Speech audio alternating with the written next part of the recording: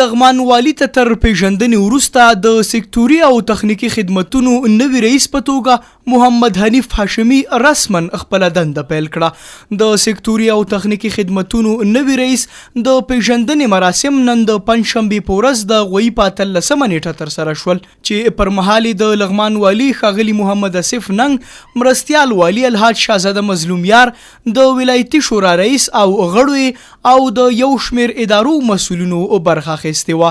د لغمان والي ښاغلي محمد اسف ننګ تغییر او تبدیل د ادارو یو اصل یاد کړ او د پخوانی سکتوري رئیس انجینر فقیر الله د کارونو او هڅو ستاینه او قدردانه وکړ.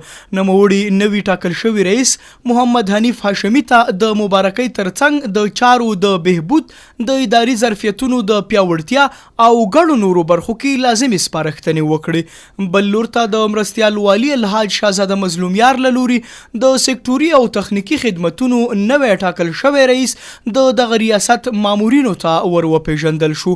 هغه هم د پخوانی سکتوري رئیس انجینر فقیر الله د هڅو ستاینه وکړه او نوموړی یو پکارپو او برجسته شخصیت کړ. په همدې حال کې د لغمان ولایت د سکتوري او تخنیکی خدمتونو پخوانی رئیس د والي ښاغلي ننګ له باور څخه مننه وکړه چې په دې د کارونو د خطر سره کېدو لپاره کړی.